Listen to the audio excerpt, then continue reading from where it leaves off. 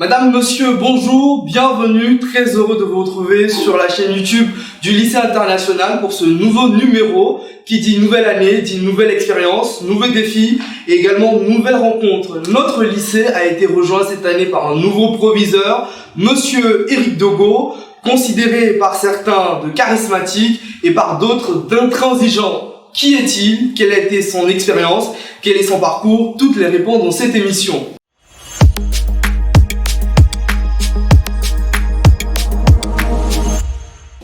Bonjour Solim, bonjour, comment tu vas? Je vais bien. Alors aujourd'hui, tu vas nous faire le portrait de monsieur Éric Dogo. Tu vas nous dire quel a été son parcours, d'où il vient et quels sont les objectifs qu'il a pour notre établissement cette année.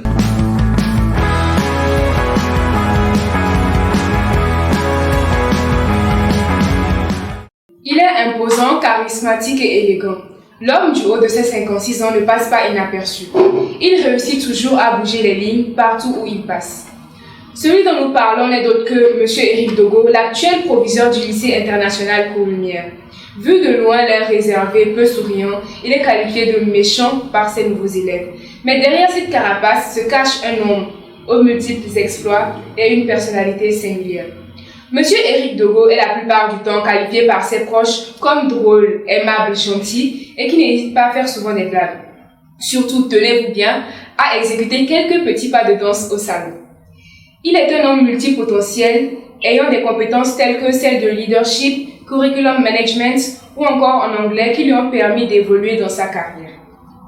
Titulaire d'un DUT en études commerciales, M. Éric Dogo tenta de décrocher un poste en entreprise. Cependant, il fut victime de nombreux préjugés et lui fut conseillé de tenter le concours pour l'éducation nationale qu'il intégra en 1991. D'ailleurs, sur cette partie de sa vie, il s'exprime en disant, en 2017, « Je crois au destin, je n'ai jamais regretté ce choix. J'aime le contact. Enseigner, encadrer, c'est ma passion maintenant. Il faut donner envie aux jeunes, leur dire que rien n'est perdu, tout est possible. » Les élèves du collège Paul Éluard à Bretigny-sur-Orge ou encore du lycée international Jean Mermoz témoigneront sans doute du passage de M. Éric Dogo dans leurs établissements. Très engagé, il n'hésite pas à défendre des causes qui lui sont chères. Et son combat majeur ou prioritaire n'est d'autre que celui contre la ségrégation raciale et sociale en milieu scolaire. Il a aussi à cœur l'implication des pères dans le suivi de leurs enfants avec la fameuse soirée des papas qu'il réalisa dans plusieurs établissements dans lesquels il est passé.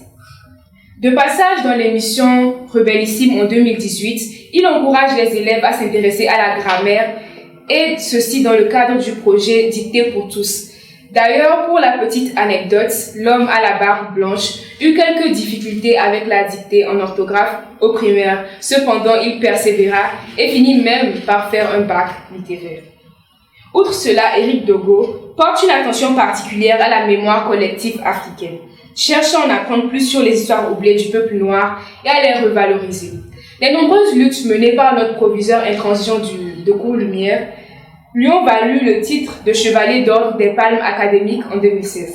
Alors merci beaucoup Solim pour cette belle présentation que tu nous fais de notre nouveau proviseur, monsieur Éric Dogo. Merci. Alors vous l'aurez donc compris, madame, monsieur, notre nouveau proviseur est un homme très inspirant avec un parcours très excellent. Alors, à présent, pour me rendre un peu l'émission plus palpitante, nous avons voulu l'inviter sur notre plateau pour venir répondre à quelques questions. Les questions que vous, chers camarades, vous posez. Eh bien, qui est ce proviseur, toujours à la cravate, qui sème parfois un peu le stress dans les couloirs ?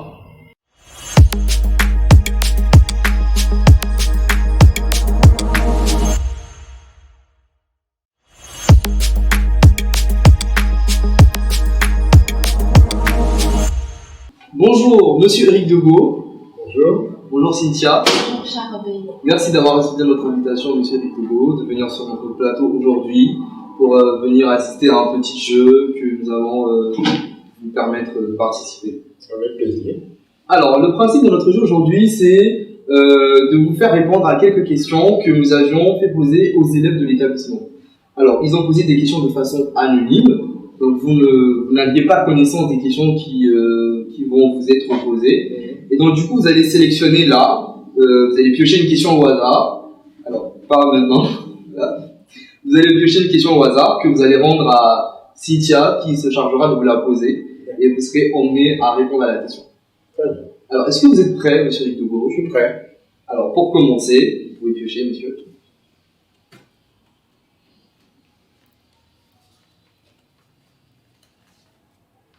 Quelles activités aimez-vous pratiquer en dehors des heures de cours? La marche, du sport, Oui. beaucoup des visites de musées, ce qui me manque un peu à Longwy, parce qu'il n'y a pas beaucoup de musées. Oui. Visiter un peu les galeries, suivre un peu de l'activité culturelle des artistes dans les pays à Lomé, il y en a pas mal. Voilà. Alors, vous connaissez quelques artistes togolais? Je connais Eric Ouananou, qui est un artiste qui a fait un travail sur la mémoire des Noirs avant le cadre, suite à la première guerre. J'ai vu l'œuvre de Agbokou.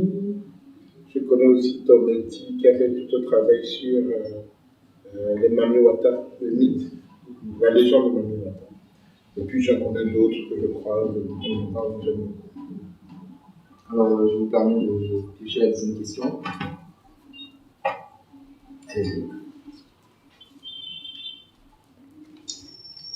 Que pensez-vous du sexe et de la vie amoureuse en milieu scolaire? Il me faudrait pour en parler, mais je pense que je parlerai plutôt de la vie affective. Parce qu'effectivement, vous êtes dans un milieu scolaire, on est en pleine ébullition d'hormones, il y a la drague, il y a tout ça, il y a la découverte du sexe.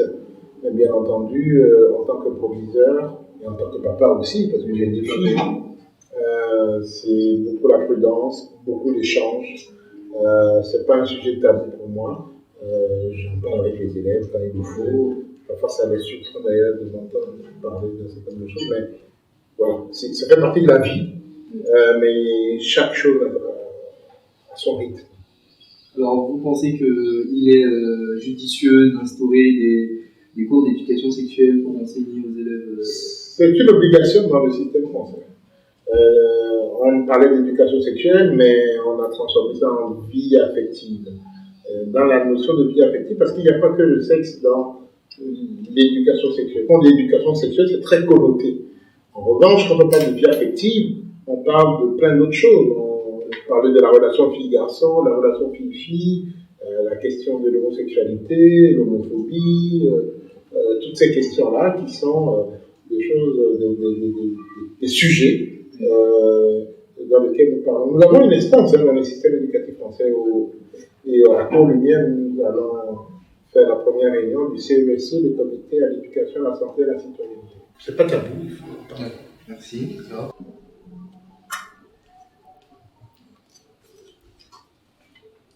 En quelques secondes, racontez-nous votre enfance et comment s'est-elle déroulée. J'ai eu une belle enfance. Je suis né au Bénin, un père militaire et une mère sage-femme. Et je faisais partie de la classe moyenne, un peu comme vous, pour Lumière, où on nous déposait en voiture. On avait au goûter les sandwichs au jambon, des choses comme ça. Et nous, on avait toujours envie de manger le haïmolo du copain, parce que nous, on ne mangeait pas ça à la maison. C'était la nourriture un peu de la classe populaire. J'ai eu une belle enfance où j'ai grandi à Cotonou jusqu'à 18 ans. J'ai beaucoup d'amis, j'ai d'excellents souvenirs de mon enfance. Alors, quel est votre plus beau souvenir ou quel est le souvenir que vous gardez ou qui vous a le plus marqué? Je dirais la première fois où mon père m'a invité tout seul, m'a amené au cinéma. Ça, je m'en souviens un peu comme si c'était hier. C'était pour moi un événement. Pas le fait d'aller au cinéma, mais d'y aller avec mon père. Des moments très importants à passer avec votre papa. Voilà, et des moments uniques. Je ne sais d'ailleurs pas pourquoi il avait fait ça. Ça reste pour moi une éducation. Alors, vous pouvez piocher une seconde question.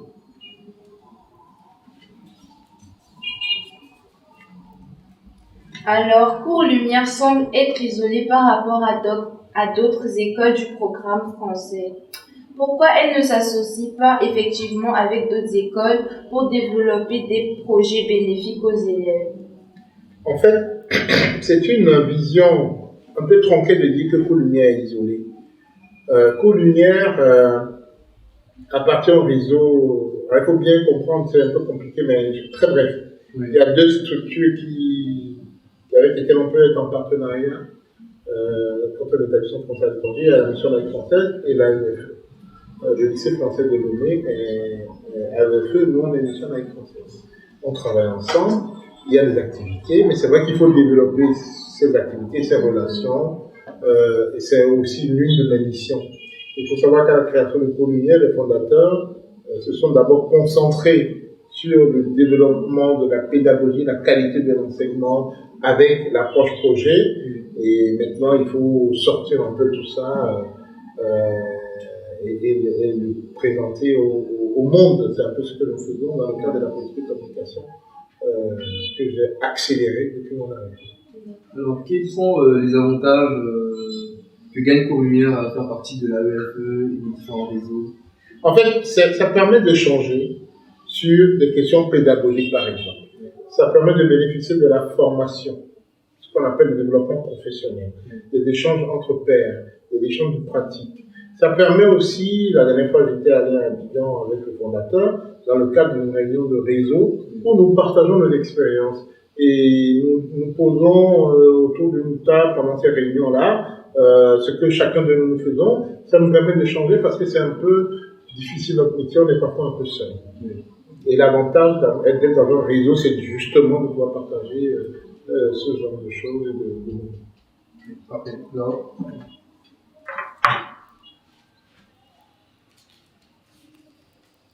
Quelles sont les valeurs que vous prônez ou que vous mettez en avant dans la vie de tous les jours? La loyauté. La loyauté, pour moi, c'est quelque chose qui importe beaucoup. Être loyal, c'est être en capacité d'assumer, quand on décide quelque chose ensemble, de l'assumer, quoi que cela peut. La convivialité aussi, parce que pour moi, c'est important pour moi de travailler dans une ambiance conviviale. Et puis la proximité, la capacité d'être joignable. Je n'ai pas une vision du chef un peu tout puissant et en hauteur. Non, j'aime bien, même si je sais prendre des décisions et parfois sanctionner. Alors, par rapport à ce que vous venez de dire, vous avez dit que vous êtes quelqu'un qui prenait les décisions. Vous vous êtes présenté au début de l'année en tant que proviseur intransigeant. Vous avez quand même sonné une petite panique parmi les élèves. Alors, comment vous expliquez ça, cette présentation? En fait, je suis intransigeant parce que de toute façon, l'adolescent a besoin de règles et de cadres. J'ai piloté des établissements avec des élèves extrêmement difficiles. Et quand on ne met pas le cadre, c'est très compliqué. Et l'adolescent a besoin de règles. Autant il a tout le temps envie de transgresser les règles, et l'adulte dans le proviseur doit poser un cadre. Et c'est vrai que lors de mon intervention avec les terminales, j'ai été très intransigeant parce que vous êtes un peu ceux qui vont partir et continuer à incarner les valeurs de Cours Lumière. Et c'est important. Monsieur, vous pouvez à présent réfléchir à cette question.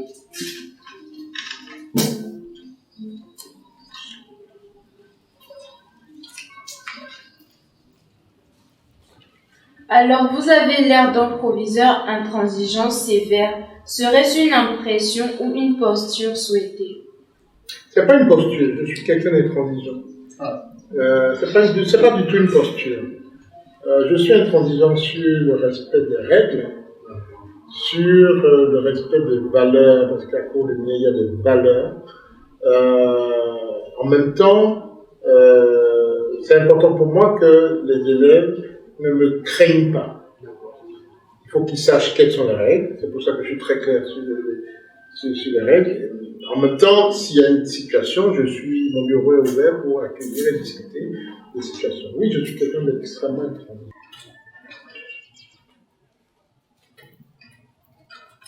Alors, pourquoi ne fait-on pas des études sur nos cultures et traditions, car cela pourrait nous permettre de connaître beaucoup de choses de chez nous?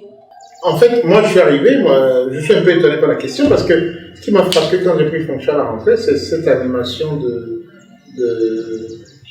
l'accueil par les rythmes traditionnels. Oui. C'est la première fois que je voyais ça, donc c'est aussi nos cultures. Nous avons un projet qu'on appelle Carrefour des cultures qui a lieu en février, pour le 17 février prochain, où nous mettons en valeur là.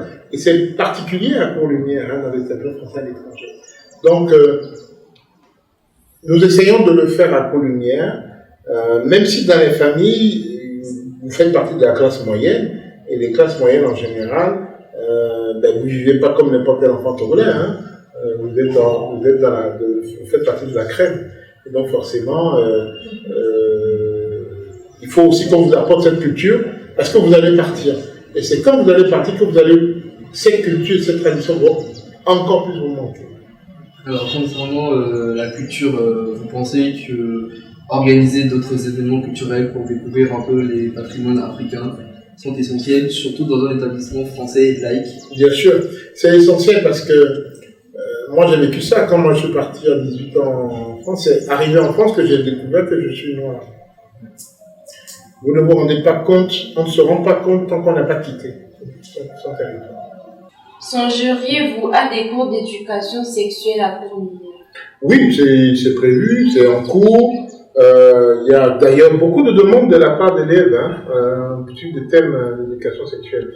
Comme je vous l'ai dit tout à l'heure, on ne va pas rester sur l'éducation sexuelle, on va parler de la relation, de la vie affective. D'accord? Donc c'est ça qui compte. Alors, merci. Une autre question, M. Rick.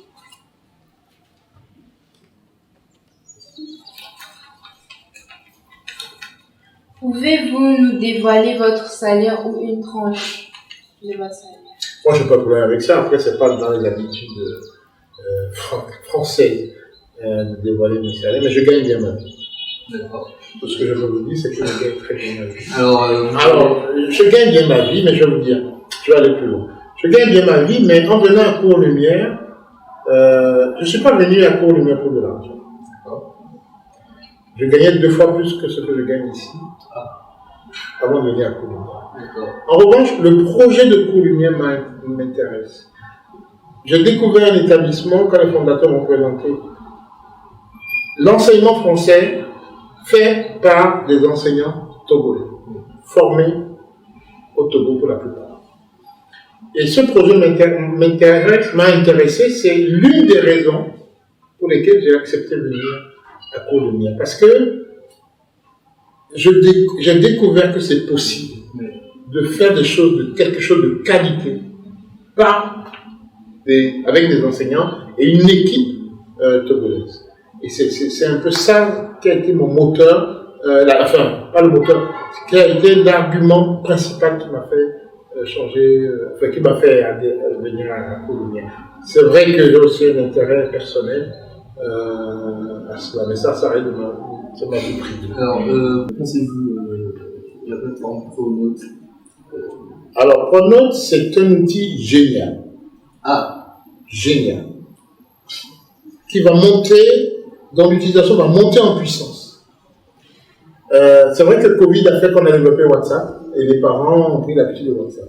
Mais un de mes objectifs, c'est de réduire l'impact de WhatsApp et de généraliser l'utilisation de Pronote, parce que Pronote, c'est ce qu'on appelle un espace numérique de travail, où on peut déposer des devoirs, on peut faire des évaluations, les parents suivent la vie de l'élève, on peut échanger avec les parents, on peut communiquer, on peut faire des blogs, on peut faire du chat.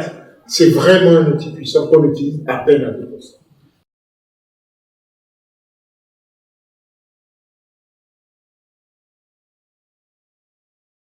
Alors, que pensez-vous de la communauté LGBT? En réalité, il y a 2 façons d'aborder ça. Il y a ce que je pense qui est de l'ordre personnel, qui est personnel. Et puis, il y a une autre façon de voir les choses d'un point de vue des droits. Vous savez, quand on a voulu faire le mariage pour tous, je vous fais une confidence, je n'étais pas pour. Et puis je suis allé voir un film qui m'a fait changer. J'ai des amis homosexuels que je fréquente régulièrement. Mais il y a un film que j'avais vu, j'oublie le titre m'échappe. Mais en réalité, c'était sur la question des abolitions de l'esclavage. Et je me suis dit, si des gens se sont battus pour qu'il y ait abolition de l'esclavage, pour que nous, les Noirs, nous ayons les mêmes droits que les autres, alors qui je suis moi pour juger? Voilà. Et c'est là que ça m'a fait évoluer. Après, chacun fait ce qu'il veut. Je ne suis pas contre, je ne suis pas pour, j'ai mon avis personnel, mais en tant que proviseur, je prône la tolérance. Et même en tant que, sur ma vie personnelle, c'est plutôt la tolérance. Alors, en prenant en compte le fait que nous soyons en Afrique et que nous sommes dans un établissement laïque et français, vous pensez que les parents aussi ont le même avis que vous? Parce qu'il y a certains parents qui ne sont pas très d'accord par rapport à cela. Oui, les parents, ils ont le droit d'avoir l'avis qu'ils souhaitent, mais ils ont mis les enfants dans une école française qui prône des valeurs d'égalité, de fraternité, de tolérance, des valeurs laïques. Ça veut dire qu'ils adhèrent à ces valeurs. Après, c'est aussi à vous, adolescents, futurs jeunes, futurs parents, d'avoir vos idées, d'évoluer par rapport à ça. Merci. Nous allons à présent poser une autre question qui concerne la dictature. Un élève a fait une petite caricature sur vous. Il a dessiné vous, voilà, sur l'écran. Vous qui êtes là devant un micro, devant les élèves en tant que dictature. Qu'en pensez-vous de cette caricature? Est-ce que cela traduit vos principes ou Je ne suis pas un dictateur. Je ne suis pas un dictateur. Mais c'est vrai que on peut percevoir, parce que quand je dis les choses, je suis ferme. On peut penser que je suis dictateur, mais non, je ne suis pas dictateur. La dictature, il faut savoir ce que c'est que la dictature, c'est que les autres n'ont pas le droit de parler. Or, moi, je suis en capacité d'échanger. Là, je viens aujourd'hui répondre à vos questions. Un dictateur, il y a des questions que vous me posez. Un dictateur, il aurait présélectionné les questions, par exemple. Donc, non. Mais c'est assez intéressant. On va rester sur l'idée de la caricature. D'accord. Alors, monsieur Rick Dogo, est-ce que vous aviez une certaine admiration pour les jeux vidéo? Parce que les adolescents d'aujourd'hui, c'est beaucoup les jeux vidéo, etc. Non. C'est pas quelque chose qui m'a attiré. Mon fils jouait beaucoup à ça, j'ai réussi à le calmer là-dessus. Mais non, je n'ai pas d'appétence pour les jeux vidéo. Alors, quel est votre genre de musique, que vous écoutez vous? Moi, j'écoute un peu tout. J'aime beaucoup, et je suis très curieux sur la musique qu'écoutent les jeunes. Très très curieux. Donc j'écoute vraiment tout. Du rap, tout ce qui est en vogue actuellement, ce qu'on appelle la world music avec les skills, Burna Boy, tous ces gens-là. Et puis j'écoute aussi beaucoup de jazz. J'aime pas trop la musique classique, mais je suis assez ouvert sur. Et puis j'écoute beaucoup l'afrobeat, Fela, des musiques un peu comme ça, un peu révolutionnaires. Alors c'est dans la galère que la go un tout m'a quitté, complété, monsieur. Oh ben, c'est comme les Gao, c'est ça.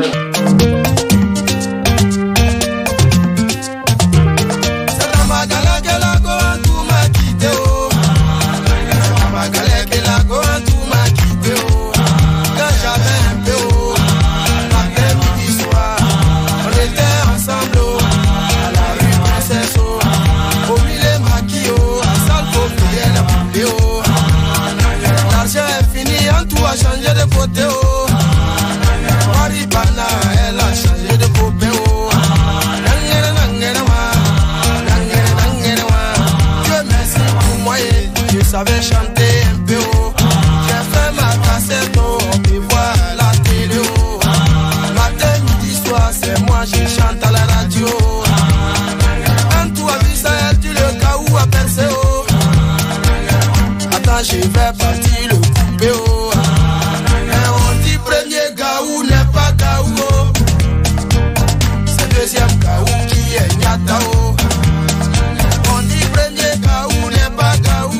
quels sont vos projets pour les classes de terminale cette année? Écoutez, j'arrive avec les classes de terminale qui sont... Alors cette année, les projets c'est simple, hein, c'est 100% en bac. C'est ça mon projet. Non mais je vois bien, je découvre un établissement qui foisonne le projet, qui... j'essaie d'accompagner un peu ces projets et de les rendre possibles et de les faire aboutir. Donc, c'est déjà pas mal si on arrive à faire tous les projets. Merci beaucoup, M. Rigdeau, de vous être prêté à ce jeu, d'avoir répondu à quelques questions que vos élèves ont pu nous poser. Merci. Alors, Madame, Monsieur, je pense que maintenant, vous connaissez mieux M. Éric Dogo. Vous avez donc compris, c'est un proviseur qui aime beaucoup de l'ordre, de la discipline. Il n'est pas du tout dictateur, comme vous le dites souvent. Il est assez ouvert, donc si vous avez des suggestions à le faire, allez le voir tout simplement. Nous allons à présent, M. Éric Dogo, voir le témoignage de quelques collaborateurs qui ont déjà travaillé avec vous. Question, c'est d'élargir un peu les avis. Donc, suivons ensemble le témoignage. Ça fait quelques mois que nous avons commencé à travailler ensemble, le proviseur, M. Éric Dogo et moi. Et ce que je peux vous dire, c'est que il est un homme passionné par son travail. Il est dynamique. C'est quelqu'un qui se repose rarement et qui ne jure que par le travail. J'ai apprécié sa méthode de travail qui est basée sur la collaboration et le respect qu'il manifeste envers tous ses collaborateurs. Je crois que c'est des qualités essentielles qui font de lui un bon proviseur et je dirais même un bon conducteur d'ordre. Écoutez, moi, disons que depuis qu'il est arrivé, je pense que il y a une bonne collaboration, il y a une facilité de l'aborder, de lui poser des questions quand on en a, de le voir pour tous les problèmes qu'on peut avoir dans le travail.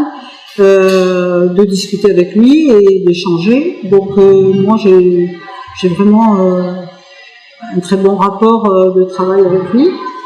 Et puis j'espère surtout que ça va continuer. Okay. Mais il est très ouvert. Et également, ce que moi j'apprécie, c'est que très vite on va à l'essentiel. Et il prend des décisions et on les applique immédiatement. On ne tourne pas autour du pot pour certaines choses. Il faut régler certains problèmes rapidement et voilà, c'est sa façon de le faire et je trouve que moi ça me convient très bien. Monsieur Dogo et moi nous sommes arrivés la même année en 2019, Abidjan lui comme nouveau proviseur adjoint et moi comme nouveau recruté en histoire-géographie. Je dirais que ça a été 3 belles années de collaboration. Je retiendrai de M. Dogo quelqu'un de très ouvert, quelqu'un de chaleureux. Par exemple, sa disponibilité, son bureau était toujours ouvert, vous pouvez aller le voir quand il est disponible. Il est toujours prêt à vous écouter, à vous proposer des solutions, à vous booster notamment, à vous encourager. Et ça personnellement, ça m'a beaucoup touché. C'est quelqu'un c'est un bosseur, c'est un travailleur. Et il nous a accompagnés sur plusieurs projets. Personnellement, moi, je parlerai du projet Lune, qui aujourd'hui a bien pris à Mermoz. Et sur d'autres projets aussi pédagogiques, l'accompagnement des élèves, etc. Donc cette année, quand on a appris la nouvelle, ça a été un peu tristesse de notre côté, mais également aussi une joie parce que je suis aussi un produit de Columière. Du coup, Lomé, Abidjan, c'est pas très loin. Et en plus, je me dis qu'il va apporter quelque chose de nouveau, un nouveau souffle au Columière, établissement que je connais très bien également. Vous avez la chance, on va dire, d'avoir un nouveau proviseur, un très bon proviseur. Profitez-en. Et je crois qu'il va aussi participer à des projets communs entre nos deux établissements, lesquels projets ont commencé sur certains plans. D'accord. Alors, ce que je pense du proviseur, c'est que c'est une personne très ouverte. Donc, c'est assez facile de travailler avec lui, de le voir, de lui parler. Et il faut juste dire que la communication est assez facile. C'est vrai que quand on le voit pour la première fois, on peut dire, lui, quand même, c'est quelqu'un d'assez difficile, on pourrait dire, mais en vrai, non. C'est vraiment très facile de travailler avec lui. Et il est assez compréhensif. Donc avant, je pensais que c'était quelqu'un de difficile, rien qu'en le voyant. Mais après, j'ai trouvé que vraiment, il est très facile d'accès, voilà. C'est vraiment très facile de parler avec lui, de discuter des choses du quotidien, voilà, du travail, tout ça. Alors, monsieur Rick Dogo, vous venez de visionner avec nous le témoignage de quelques collaborateurs qui travaillent avec vous. Qu'en pensez-vous? Écoutez, je suis d'abord surpris. Je ne sais pas ce que vous avez prévu encore d'autres comme ça, mais je suis surpris et ému d'ailleurs des témoignages parce que honnêtement, je ne m'y attendais pas du tout. Et de l'entendre, et ça me touche. C'est vrai que c'est moi, contrairement. Voilà, j'ai toujours une image un peu. Intransigeante, c'est un mot que vous adorez, que vous avez adopté. Mais en fait, non, c'est tout à fait moi. Et le message de M. Adoboué m'a encore plus touché parce qu'on a passé 3 ans ensemble ici et je l'ai revu il n'y a pas longtemps. Quand je suis allé dans mon ancien établissement, c'était de défiler dans la salle de réunion pendant 3 jours et c'était vraiment. Oui, c'est moi. Oui. Alors, merci beaucoup, M. Rick Dogo, d'avoir passé ce petit temps avec nous. Je vous remercie également, madame, monsieur, chers camarades, vous qui nous aviez suivis sur la chaîne YouTube du lycée international Cours-Lumière. Et donc voilà, ce numéro vient de se terminer. Je vous remercie pour votre fidélité. À très bientôt.